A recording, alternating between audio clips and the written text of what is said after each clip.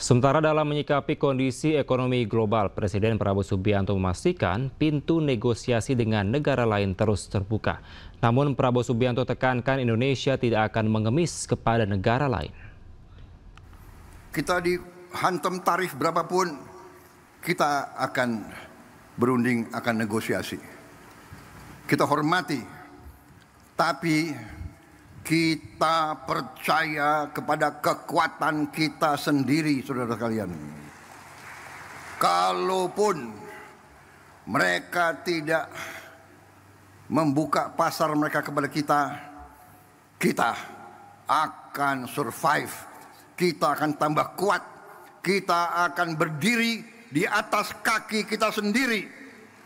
Kita tidak akan pernah menyerah. Kita tidak akan pernah berlutut. Kita tidak akan pernah mengemis. Kita tidak akan pernah minta kasihan orang lain. Tidak perlu dikasihani. Bangsa Indonesia tidak perlu dikasihani. Pemirsa, video monolog Wakil Presiden RI Gibran Rakabuming Raka menjadi sorotan. Wamen Sesnek menegaskan pembuatan video monolog adalah hal yang normal bagi pejabat negara. Bonus demografi Indonesia. Saat ini Indonesia berada dalam momen yang sangat menentukan. Berada di tengah beragamnya tantangan global. Wakil Presiden RI Gibran Rakabuming Raka mengeluarkan video monolog berbicara soal demografi. Video monolog miliknya pun menjadi sorotan. Wamen Sesnek Juri Ardiantoro pun menjawab pertanyaan soal tujuan dikeluarkannya video monolog ini.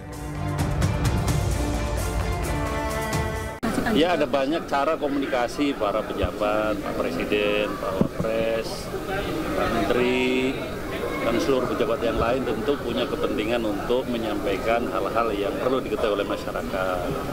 Ya kan, baik mengenai program-programnya pemerintah maupun terhadap hal-hal yang penting untuk segera disampaikan kepada publik atau kepada masyarakat. Dan baik sekali kalau para pejabat bisa menyampaikan langsung informasi yang benar yang dimiliki, termasuk Pak Wapres. Sementara pengamat politik Henry Satrio menyebut video ini memiliki tujuannya sendiri, terutama mengingat reputasi Gibran di masyarakat. Perbaikan citra dong. Iya, memang untuk menjadi Wapres kemarin perjalanannya ada kontroversi. Tapi bukan berarti dia tidak berkualitas, makanya berusaha diperbaiki nih kualitasnya. Menurut saya, dia ingin terlihat lebih serius sebagai wakil presiden. Timnas U17 kita untuk pertama kalinya lolos via kualifikasi ke Piala Dunia. Selain soal demografi, Wapres Gibran juga mengeluarkan video yang mengapresiasi Timnas U17 atas keberhasilan lolos ke Piala Dunia. Wapres juga berikan semangat kepada timnas senior yang masih berjuang dalam kualifikasi Piala Dunia. Namun ada yang berbeda dari video ini. Bila video monolog demografi dibagikan di YouTube milik Sekretariat Wakil Presiden, video apresiasi untuk Timnas U17 dibagikan lewat akun YouTube pribadinya Gibran TV. Tim Liputan iNews melaporkan. Kembali di iNews Prime, pemirsa, Presiden Prabowo Subianto memberikan arahan dalam pertemuan terbuka dan antara di JCC Senayan.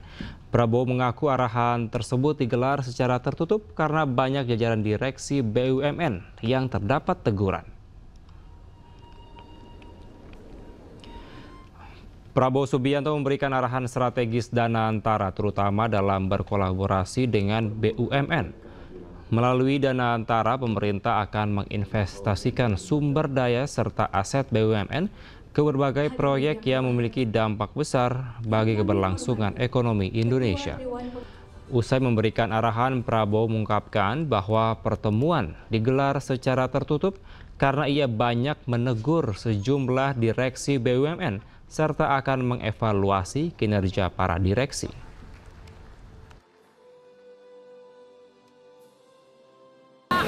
Ya, jadi tadi saya menyampaikan bahwa Danantara ini adalah kekayaan bangsa Indonesia.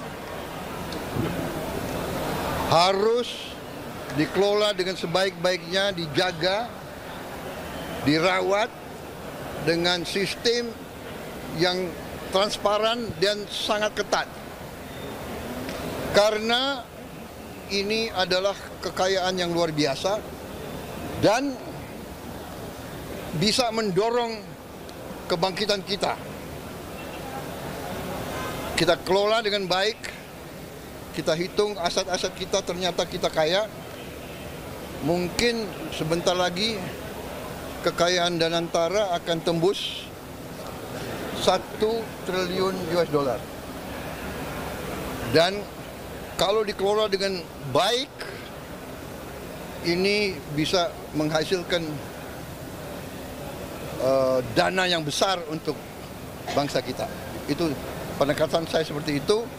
Saya minta atas nama bangsa dan rakyat, saya minta semua direksi berbuat yang terbaik, tinggalkan praktek-praktek zaman dulu mungkin yang kurang efisien, atau ada praktek-praktek yang nggak benar, harus ditinggalkan. Dan saya serahkan kepada manajemen untuk mengevaluasi semua direksi, dievaluasi kinerjanya dan wataknya, akhlaknya, dan prestasinya. Kalau dia tidak berprestasi, kalau dia malas-malesan, kalau dia lakukan praktek-praktek yang nggak benar, menyalahgunakan wewenang, menyalahgunakan fasilitas, saya minta diganti. Yang baik dari bawah, dari dalam, kalau bisa dipromosikan. Kalau tidak, cari ahli yang baik. Tapi tidak boleh yang tidak profesional. Ya, saya bilang jangan memilih atas dasar suku, agama, ras, latar belakang, atau atas dasar partai politik. Tidak, ini harus anak-anak Indonesia yang bekerja sebesar-besarnya. Pemirsa, hari ini Presiden Prabowo Subianto juga bertemu dengan Federasi Industri Korea Selatan. Pertemuan membahas perluasan kerjasama antara kedua negara.